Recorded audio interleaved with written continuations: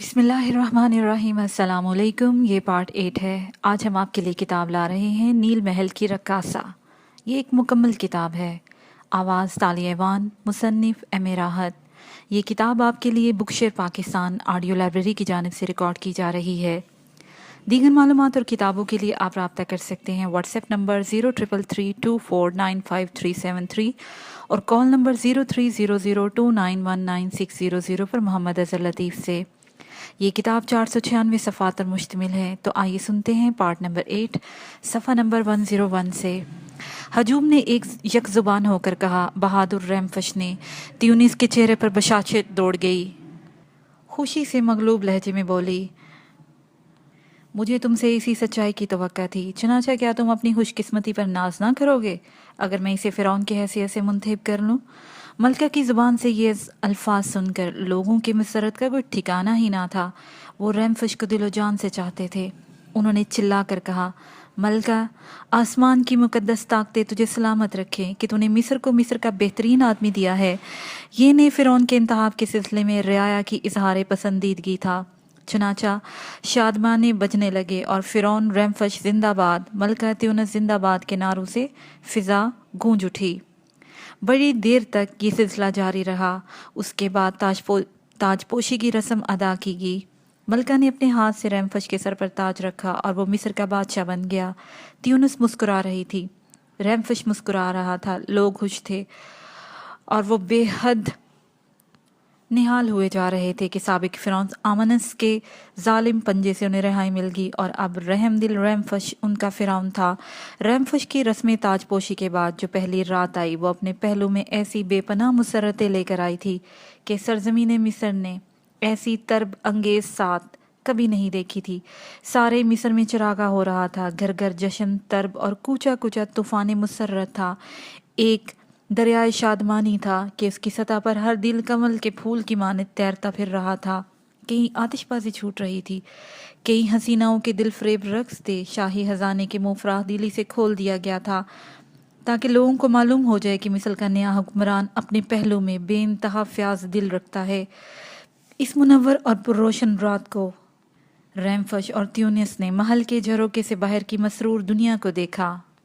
वो महल के बाहर के रंगों रोशन और रंगीन माहौल का नज़ारा कर रहे थे और अपनी किस्मत पर नाज़ा थे कि ताबनाक मुस्तकबिल ने इनके कदम चूम लिए थे। इन्हें दोहरी कामयाबी हासिल हुई थी। उनकी सबसे बड़ी फतह ये थी, या फिर मोहब्बत का असर था, कि इंतहाई संगीन हालात से दो चार होने के बावजूद तालिब और मतलूब बाहम मिल गए थे और मिस्र की हुकूमत भी इन्हीं के हिस्से में आई थी। रैमफश त्यूनस का हाथ थामे कह रहा था, त्यूनस, हम कितने खुशनसीब हैं कि फ़िरौन आमनस के अजाब से बच गए और यकजा भी हो गए। हाँ, त्यूनस ने हावनाक लहजे में कहा, अब हमें दुनिया की कोई भी ताकत जुदा न कर सकेगी और हम एक साथ जिएंगे, एक साथ मरेंगे। रैमफश ने मसहूर होकर कहा, तू सच कहती है त्यूनस, हमारा साथ अब कभी ना छूटेगा। हम न सिर्फ अपने लिए जिएंगे बल्कि मिस्र की रियाया को खुश रखने और उसका मुस्तकबिल ताबनाक बनाने की हर मुमकिन कोशिश करेंगे कि कुदरत ने ये जिम्मेदारी हमको सौंप दी है और हमें हर हाल में अपने आप को इसका अहल साबित करना होगा। इधर ये गुफ्तगू जारी थी और दूसरी जानब महल की ड्योढ़ी में सैकड़ों फ़कीर और लाचार अफराद खाना खा रहे थे।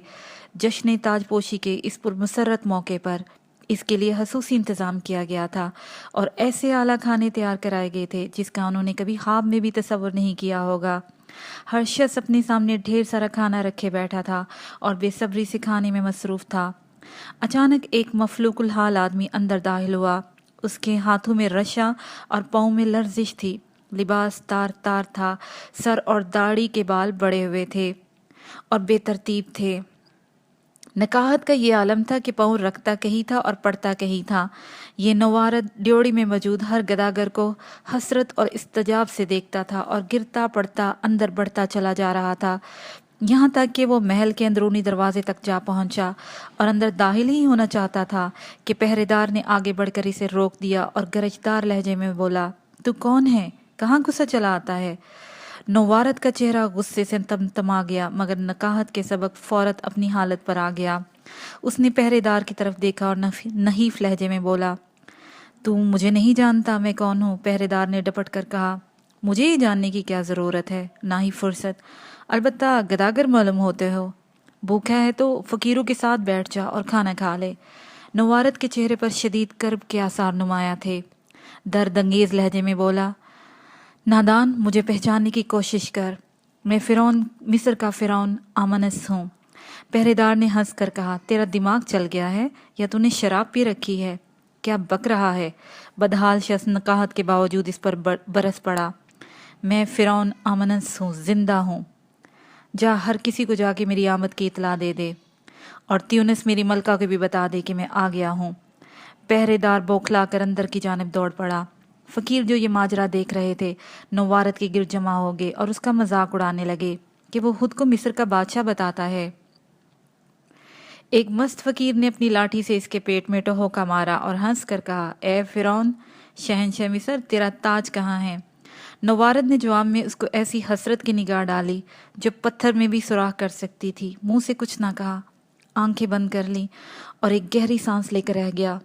एक दूसरे शदीद गदागर ने उसके सर पर अपना प्याला उलट दिया और कहका मार कर कहा, इधर देखो दोस्तों, इसका ताज सर पर मौजूद है। गदागर हंस रहे थे और नवारिद अपने सर पर रखे हुए टोपी नुमा प्याले को छू छू कर देख रहा था।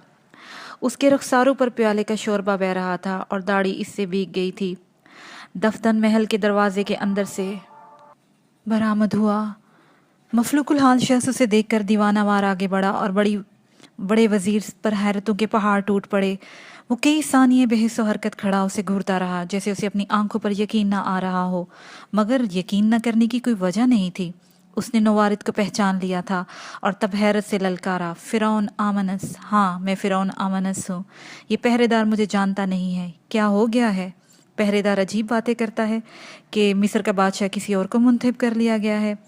बड़े वजीर ने तासुफ और नदामत से कहा, तूने ठीक सुना है, ऐसा हो चुका है। अहले मिस्र ने तुझे मुर्दा तस्वर कर लिया था। उन्हें यकीन हो गया था कि तू जंग में काम आ गया है, लिहाजा मिस्र के दस्तूर के मुताबिक मलका ने नए फ़िरौन का इंतखाब कर लिया है और अब रैमफिश मिस्र का बादशाह है और रियाया उससे बहुत खुश है। फ़िरौन आमनस का मुंह लटक गया। उसने धीमे लहजे में कहा, तूने बड़ी जल्दी की। मैं मरा नहीं था, महज ज़ख्मी हुआ था और मेरा वफादार घोड़ा मुझे नील के किनारे ले गया था। होश आया तो नकाहत तारी थी और जिस्म जहम से, जैसे ही जिस्म से जहम की टीसें कम हुई तो मैं चल पड़ा। यहाँ पहुँचा तो दुनिया ही बदल गई है। रैमफश ने सल्तनत के साथ साथ मेरी त्यूनस भी छीन ली है। बड़े वजीर ने आमनस की तरफ देखकर मलाल से कहा। उसकी शान और शौकत और मौजूदा हालात का मुआजना करके उसकी आंखें अश्कबार हो गई। गर्दिश ज़माना के हज़ारों किस्से ज़माने ज़द हलायक हैं, मगर ऐसा वाक़या किसी ने ना सुना होगा, ना किसे ख्याल हो सकता था कि इन फटे पुराने चीथड़ों में फ़िरौन आमनस जैसा जाबर और नखुवत वाला हुक्मरान छुपा होगा। उसने एक सर दाबरी और कहा, आमनस, तेरे दिन गुजर गए।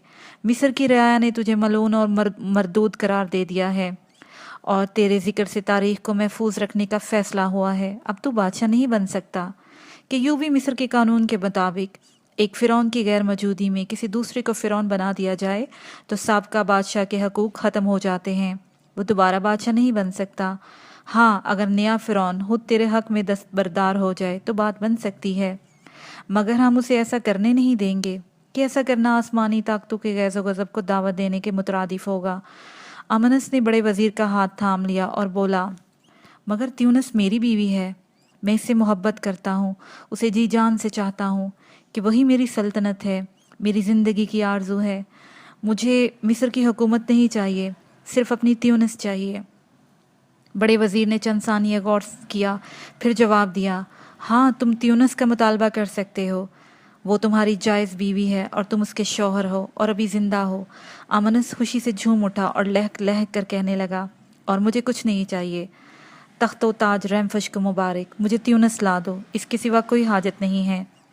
बड़ा वजीर आमनस को महल में ले गया, जहाँ त्यूनस एक कमरे में अपने रैमफश के पास बैठी बातें कर रही थी। दोनों एक दूसरे की ज़ात में गुम थे। दरवाज़ा खुलने की आहट पर वो चौंके। त्यूनस ने पहले ही नज़र में आमनस को पहचान लिया। वो रैमफश के बाजू में सिमट गई। उसे यूं महसूस हुआ था जैसे गोया महल की तमाम रोशनियां बुझ गई हों और तमाम शहरों के हंगामे जो दिन रात जारी थे अचानक थम गए हो। आमनस त्यूनस को देखते ही चीहा, میری تیونس دے دو، یہ میری بیوی ہے، اس پر تمہارا کوئی حق نہیں۔ ریمفش چونکا، پھر جلدی سے خود پر قابو پا کر اس مطالبے پر کہہ اڑانا چاہا، مگر بڑے وزیر نے ہاتھ فضا میں لہرا کر اسے روک دیا اور کہا، اے مصر کے نئے بادشاہ، آسمانی طاقتوں کے غیظ و غضب کو دعوت نہ دے، ملک کے قوانین کی توہین نہ کر کہ مصر کے تخت پر اس نے اپنا حق کھو دیا ہے، مگر اس کے تیونس پر جو حقوق ہیں وہ ابھی بھی قائم ہیں۔ یہ اس کی بیوی ہے اور اب بھی ہے۔ جب تک فرعون آمنس زندہ ہے کوئی دوسرا شخص اس سے شادی نہیں کر سکتا، بس تو تیونس کو اس کے حوالے کر دے۔ ریمفش کا خون خشک ہو گیا اور تیونس کے چہرے پر بھی ہوائیاں اڑنے لگیں۔ دونوں کو حالات کی سنگینی کا احساس ہو گیا تھا۔ آمنس بڑے وزیر کے اس فیصلے سے خوشی سے دیوانہ ہو رہا تھا۔ دفتن ریمفش اپنی جگہ سے اٹھا اور آمنس کے روبرو گھٹنے ٹیک کر بیٹھ گیا۔ التجا امیز لہجے میں کہنے لگا، تجھے مقدس طاقتوں کی قسم، مجھ سے تخت و تاج لے لے، مگر میرے سینے سے میرا دل نہ جدا کر۔ یہ کہہ کر اس نے اپنا تاج سر سے اتار کر آمنس کے قدموں میں رکھ دیا۔ آمنس بھی عشق کا متوالا تھا اور اس جذب میں بے نیازی کی انتہا کو پہنچ چکا تھا۔ اس نے تاج اٹھا کر دوبارہ ریمفش کے سر پر رکھ دیا اور کہنے لگا، یہ بوجھ اب تو ہی سنبھال۔ حکومت میں نے بہت کی، اب تو محبت کی خواہش ہے۔ حکومت تو کر کہ مصر کے لوگ تجھ سے خوش ہیں۔ مجھے میری تیونس دے دیں کہ میں اس کے علاوہ اور کچھ نہیں چاہتا۔ ریمفش نے افسردگی سے کہا، میری بات مان اور تخت و تاج قبول کر لے کہ یہ تیرا حق ہے اور میں اس حق سے دستبردار ہوتا ہوں، مگر تیونس کو میرے پاس رہنے دے کہ روح کو جسم سے جدا کر کے تجھے کیا ملے گا؟ تجھے کچھ بھی نہ ملے گا۔ تو کبھی تیونس کی محبت حاصل نہیں کر سکتا۔ تجھے اس جیسی ہزاروں مل جائیں گی، لیکن ہم دونوں ایک دوسرے کے بغیر زندہ نہیں رہ سکیں گے۔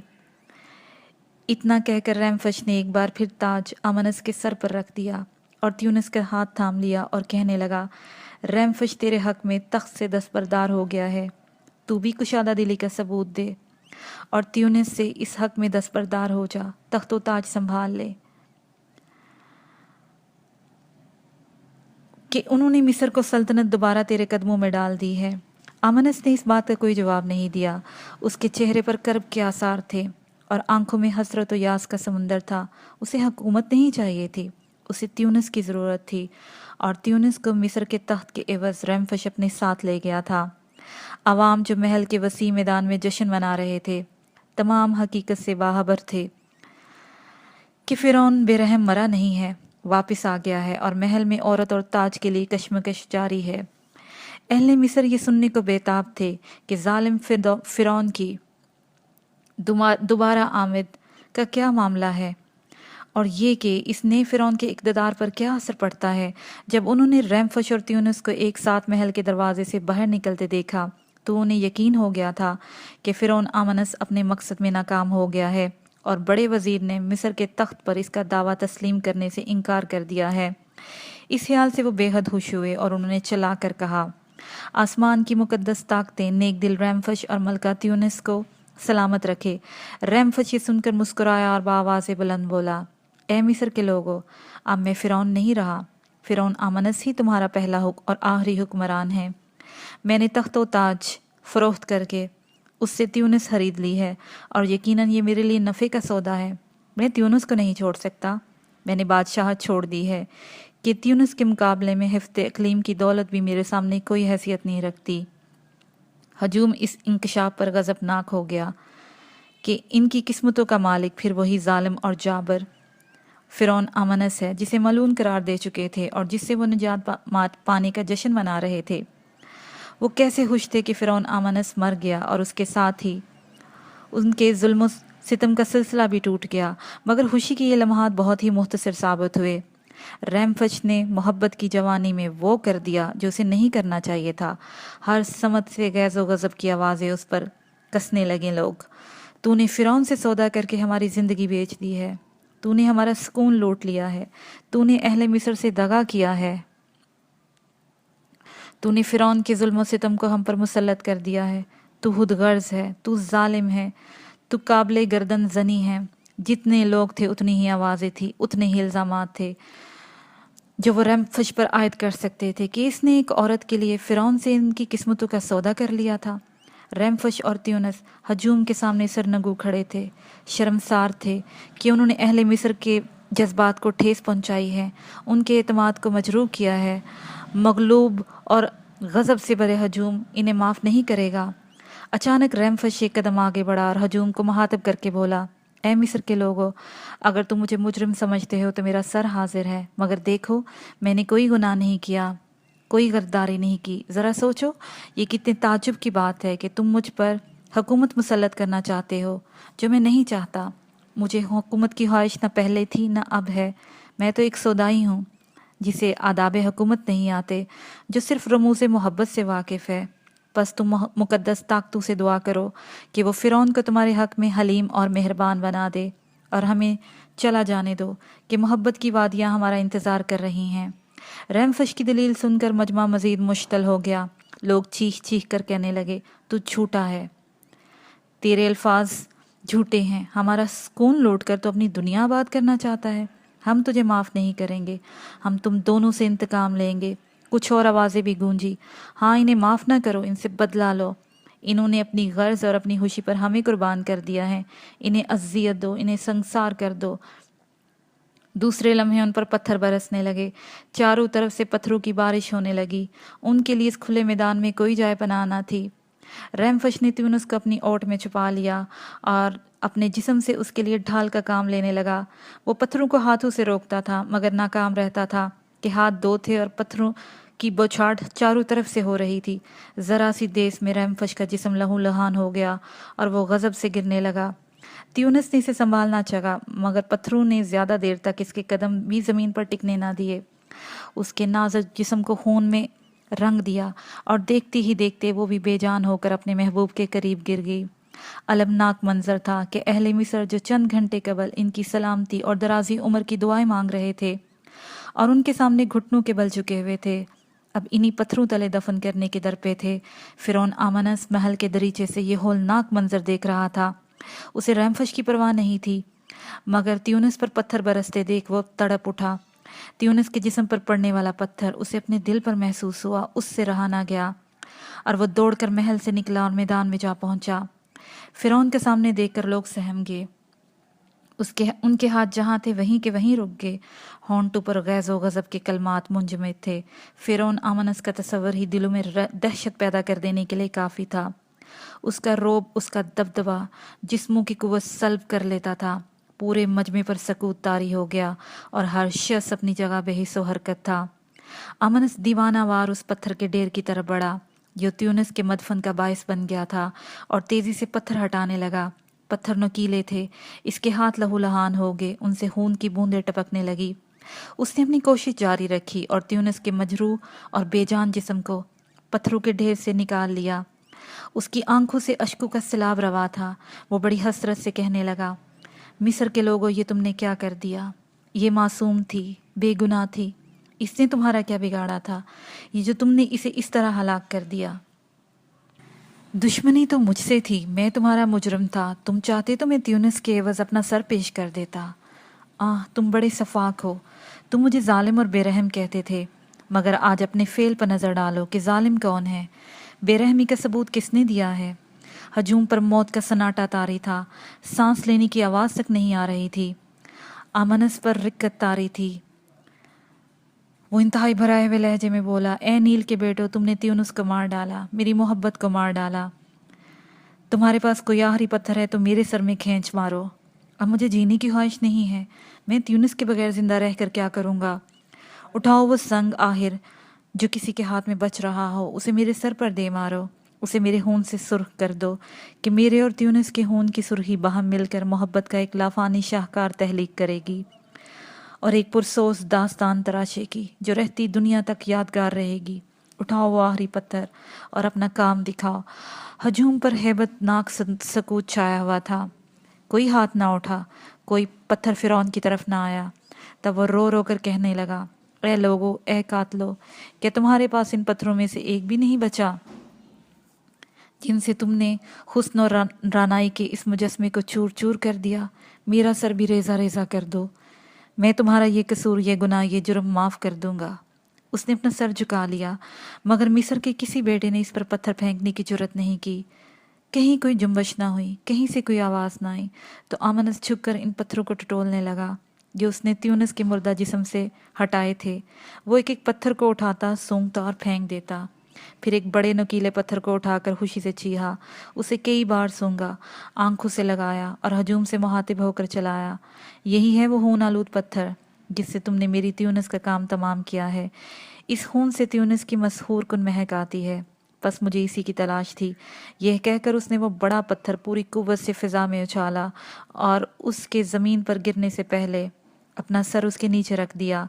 उसकी खोपड़ी पाश पाश हो गई, मुंह से कोई आवाज़ भी नहीं निकली और वो टूटी हुई शाख की तरह त्यूनस की लाश पर गिर गया। ये था किताब का आखिरी बाब। मुझे एहसास नहीं हुआ कि मेरी आंखों में आंसू रवा हैं। अचानक मुझे एक आवाज़ सुनाई दी, तुम रो रहे हो? मैंने चौंक कर देखा और मेरे मुंह से आवाज़ निकली, गुफ़ान होरी। गुफ़ान होरी ही था वो। फिर मैंने उसका चेहरा देखा, उसके चेहरे भी आंसू से तर था। तुम क्यों रो रहे हो? मैंने बेख्तियार सवाल किया। यही सवाल तो मैं तुमसे करता हूँ। मैंने तो ज़माना कदीम के मिस्र की एक अलमनाक दास्तान पढ़ी है। मैं भी उसी दास्तान पर रो रहा हूँ। तुम्हें इसके बारे में क्या मालूम? मैंने तुमसे कहा था ना। क्या? यही कि अब मैं तुम्हारा अक्स बन चुका हूँ। अक्स? हाँ। वो कैसे? मैंने मालूम किया।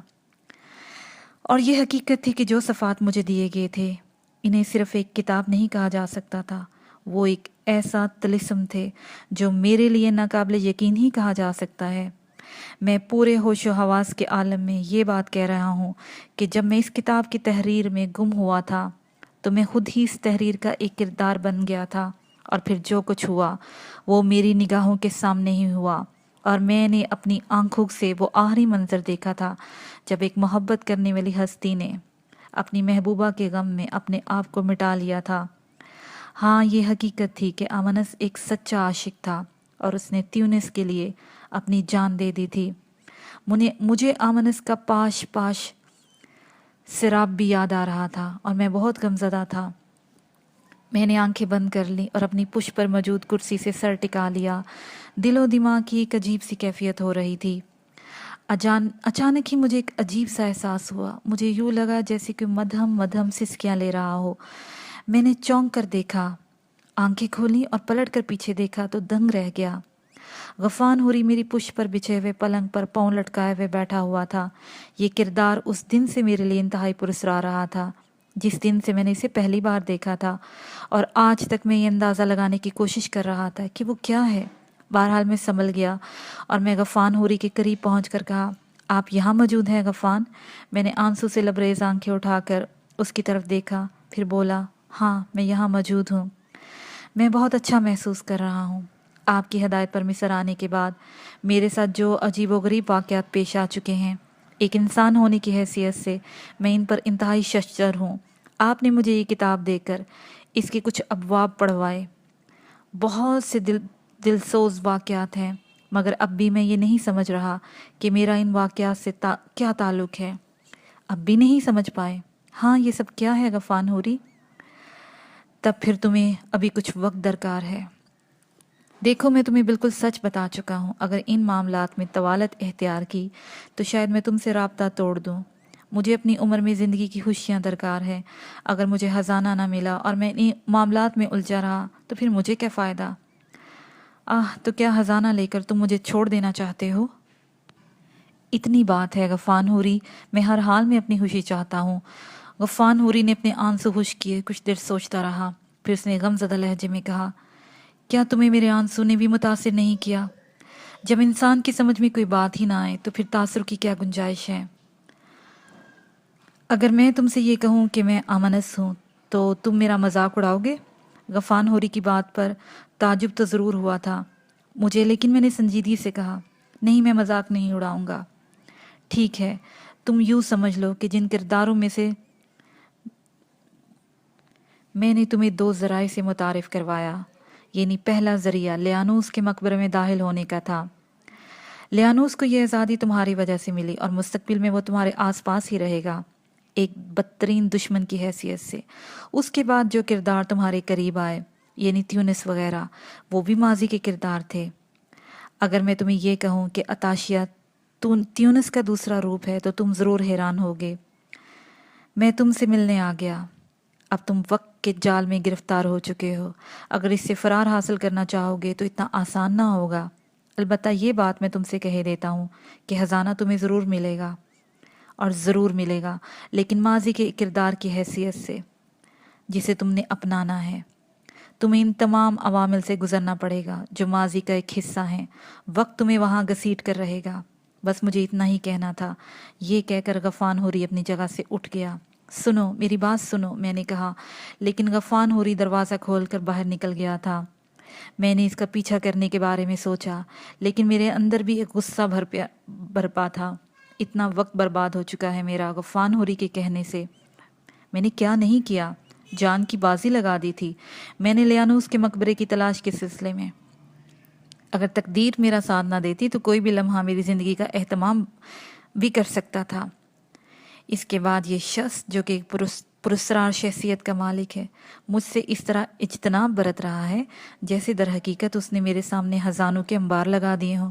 लानत है इसकी शक्ल पर, जहन्नुम में जाए हज़ाना। इस तरह से कहाँ हज़ाने मिल सकते हैं?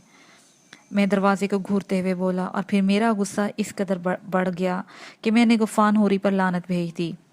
ये खुदगर्ज शख्स मुझे अपने मकसद के लिए इस्तेमाल कर रहा है।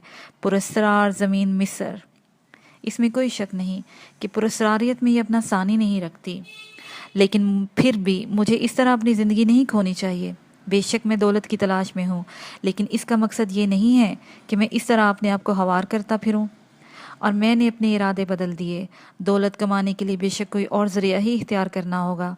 रात भर मैं अपने बिस्तर पर लेटा हुआ इस बारे में सोचता रहा, और मेरे जहन में ये बात जड़ पकड़ती गई कि मुझे गफ़ार होरी के चक्कर में नहीं रहना चाहिए, बल्कि अपने तौर पर ज़िंदगी बसर करने की कोशिश करनी चाहिए।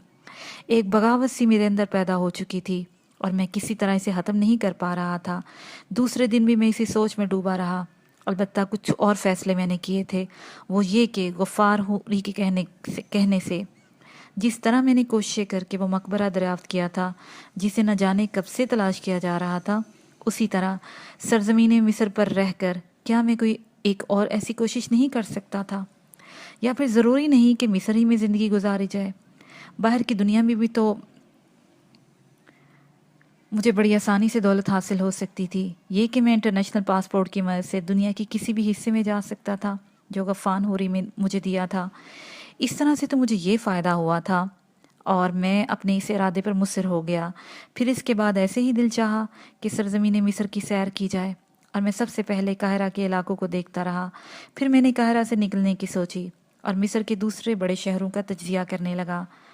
अशकंद, सिकंदरिया, गज़ा, तंतना, पोर्ट सईद मिस्र के बड़े बड़े शहरों में शुमार होते थे। इस वक्त मैं पोर्ट सईद में था कि मेरी मुलाकात मेरे एक हमवतन से होगी जिसका नाम ज़ीशान था। वाकई ये ज़ीशान बड़ी ही अच्छी शख्सियत का मालिक, इंतहाई हंसमुख और मस्त किस्म का आदमी था। यहाँ मिस्र में बहुत अरसे से मुकीम था और मुख्तलिफ कारोबार कर लेता था, जिनमें खास कारोबार फास्फोरस की तिजारत थी। उसका अक्सर दौरा जर्मनी, फ्रांस, बरतानिया, अमेरिका और इटली हुआ करता था, और वह दुनिया की सारी जगहों की सैर किए हुए था। बहुत ही दीदावर आदमी था। मेरी और उसकी बड़ी अच्छी दोस्ती हो गई और हम साथ साथ ही मिस्र के मुख्तलिफ शहरों को देखते रहे। और इस वक्त मैं पोर्ट सईद में था और एक बहुत ही खूबसूरत इलाके में अपने दोस्त ज़ीशान के साथ बैठा हुआ था। ज़ीशान मुझसे हंसपे मामूल बातें कर रहा था और मैं इधर उधर के मनासिर देख रहा था। मेरे सामने इस वक्त मुख्तलिफ ख्यालात थे। मेरा जो मकसद था वो भी पूरा नहीं हुआ था और एक तरह से मैंने गफ़ार होरी से अलहदगी इख्तियार कर ली थी, और वो भी इसके बाद मुझसे आज तक नहीं मिला था। अलबत्ता जब कभी मेरी सोचें मुंतशिर होती तो मैं गुस्से से इस शख्स के बारे में सोचता था जिसने अपनी मर्ज़ी से मुझे दरबदर कर दिया था। बहरहाल मैं ऐसे ही अपने तौर पर वक्त गुजार रहा था और सोच रहा था कि अब मुझे कोई ना कोई सही फ़ैसला करना चाहिए। ये तो कोई बात नहीं है कि मैं इस तरह भटकता रहूं। मेरा दोस्त मेरे बारे में अच्छी तरह जानता था, हालांकि मैंने इसे मुकम्मल तफसीलात नहीं बताई थी और ये भी नहीं बताया था कि गफ़ान होरी ने किस तरह मुझे अपने रास्ते पर लगाया है, लेकिन फिर भी मैंने अपने शहर, अपनी ज़िंदगी और अपनी तलब के बारे में तफसीलात उसे बता दी थी। मैं इन्हीं तमाम सोचों में गुम था। जिस इलाके में हम लोग एक छोटे से रेस्टोरेंट में बैठे हुए थे वहाँ ज़्यादा रश नहीं था और वहीं बहुत सारे लोग आ जा रहे थे। तभी मेरी निगाह अचानक एक जानब उठ गई और जब मैंने उसे देखा तो यकीन करें मेरी हैरानगी की इंतहा ना रही। बात यह नहीं थी कि मैंने ज़िंदगी में कभी कोई खूबसूरत लड़की नहीं देखी थी, लेकिन जब मैंने इसे देखा तो मैं इसे देखकर साकत रह गया। देखा और अपनी सुरीली आवाज़ में कहा, ए मिस्री बेटो, मैं तुम्हें याद दिलाती हूँ और तुमसे पूछती हूँ कि ये फ़तह किसने हासिल की जब हम शिमलारक से शिकस्त खाकर किला में महसूर हो गए थे और तुम्हारी तजलील में कोई शुबा न रहा था, जब तुम अपनी मलका को दुश्मन के हवाले करने पर तैयार थे और वो तुम्हारे दुश्मन के सामने सिरनगू खड़ी मौत की मुंतज़िर खड़ी थी, तो उसको अज़ियतनाक मौत से किसने बचाया था?